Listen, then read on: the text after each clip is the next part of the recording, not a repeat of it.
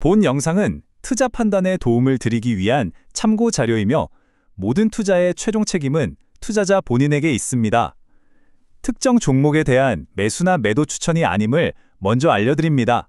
2020년 다들 엔비디아 AI 반도체만 이야기할 때 그 거대한 그림자 뒤에서 조용히 자라나는 진짜 돈의 나무는 어디에 숨어 있을까요?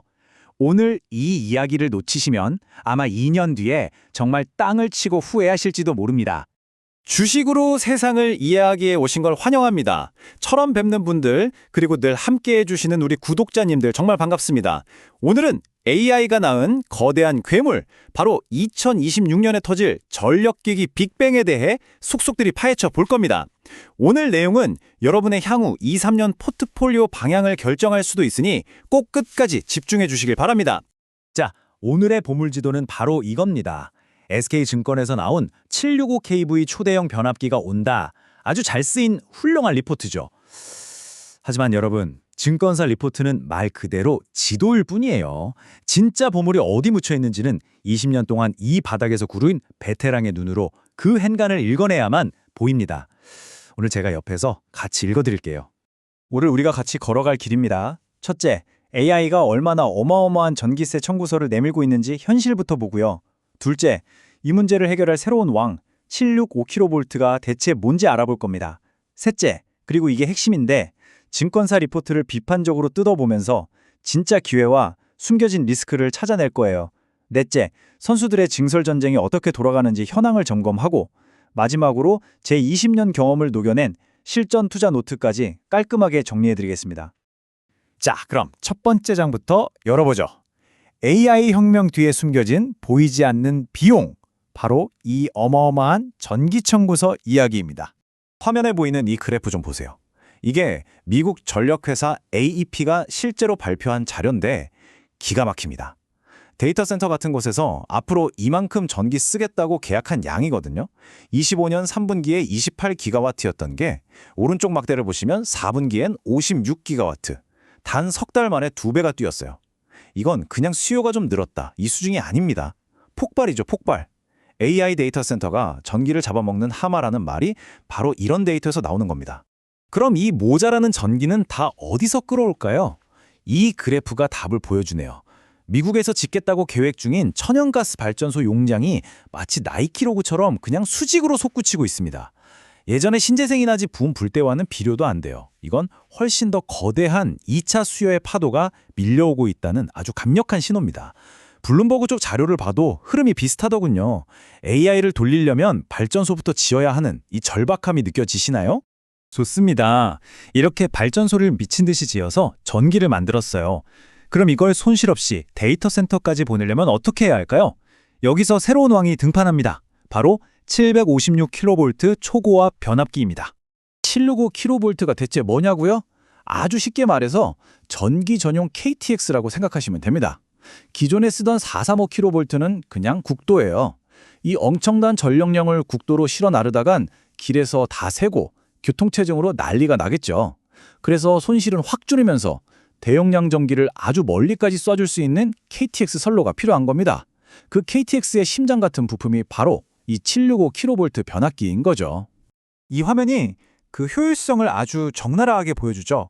같은 양의 전기를 150마일, 그러니까 약 240km 보낼 때요. 왼쪽의 기존 345km 국도는 31.4MW가 그냥 공중으로 사라져요. 그런데 오른쪽 765km KTX는 손실이 고작 5.5MW입니다. 거의 6배 차이죠, 6배.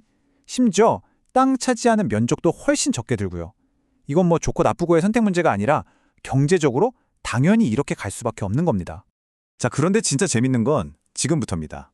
이 전기 KTX를 만들 수 있는 회사가 전 세계의 북미 시장에 공급 가능한 곳 기준으로는 딱 5개뿐이라는 사실. HD 현대일렉트릭, 효성중공업, 그리고 GE, 지멘스, 히타치. 끝. 이 5 말고는 아예 이 게임에 참여할 선수가 없습니다. 기술 장벽이 그만큼 어마어마하다는 거죠. 이게 바로 그 유명한 워렌 버핏이 입에 달고 사는 경제적 해자라는 겁니다. 아무나 삽들고 들어와서 성을 쌓고 장사할 수 있는 시장이 아니라는 뜻이죠. 소수의 플레이어들만 초대장을 받은 그들만의 리그가 열린 겁니다. 투자자 입장에서 이보다 더 매력적인 스토리가 또 있을까요? 자, 이제부터가 하이라이트입니다. 증권사 리포트의 행간을 읽는 시간. 똑똑한 애널리스트들의 분석, 아주 훌륭하죠. 그런데 제 20년 짬밥으로는 이게 조금 다르게 보이거든요. 어디가 어떻게 다른지 한번 비교해 보시죠. 이 리포트의 핵심 논리는 아주 명쾌합니다.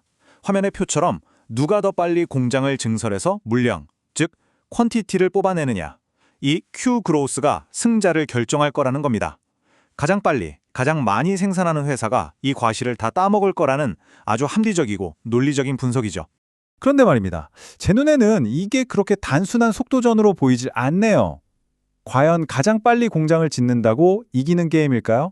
여기서 관점의 차이가 나옵니다. 리포트는 증설 속도를 미래 성장과 동일시하지만 제 20년 경험상 진짜 승부처는 실행 리스크와 수율입니다. 수율이 뭐냐면 원자재 100개를 넣었을 때 불량 없이 제대로 된 제품이 몇 개나 나오냐는 비율이죠. 엑셀 시트 위에서는 계획대로 공장이 뚝딱 지어지고 100% 수율로 제품이 쏟아져 나오죠. 하지만 현실은 전쟁터입니다. 제가 2010년대 해운업 구조조정 때 똑똑히 봤어요. 너도 나도 배 만든다고 난리였는데 결국 제대로 된 배를 제때 납품한 회사는 몇 군데 없었습니다. 나머지는요, 공장은 지어놨는데 불량만 쏟아내다가 결국 다 무너졌죠.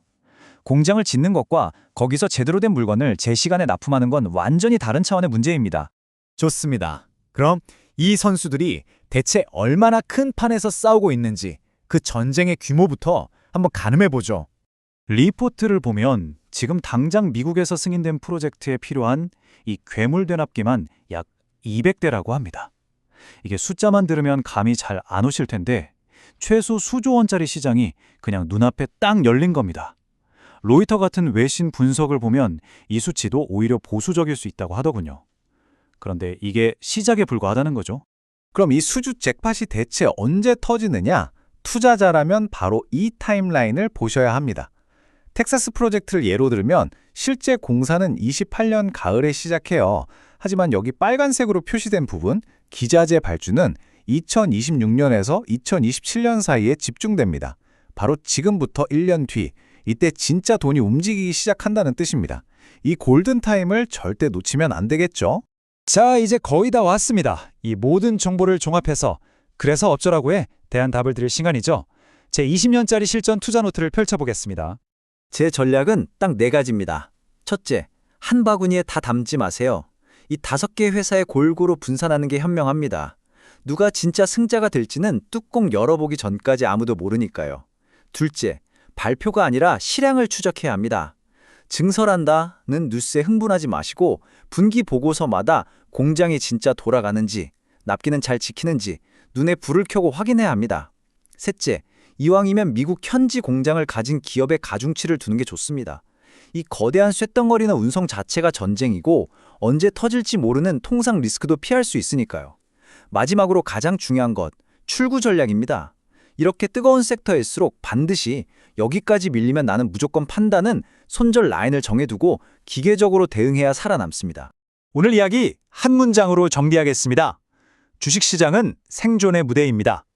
중요한 건 증설 속도가 아니라 이 험난한 과정 속에서 살아남아서 제때 납품하는 능력입니다.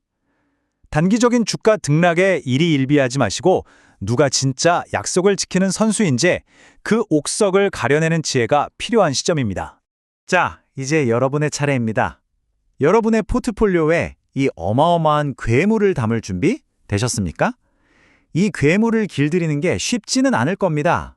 하지만 성공한다면 아마 엄청난 수익으로 보답해 줄지도 모르죠. 물론 사료값은 좀 많이 들겠지만요. 오늘 분석이 마음에 드셨다면 구독과 좋아요, 알림 설정으로 응원 꼭 부탁드립니다. 여러분의 클릭 한 번이 제가 다음 보물 지도를 찾는데 정말 큰 힘이 됩니다. 이상 주식으로 세상을 이해하기였습니다. 감사합니다.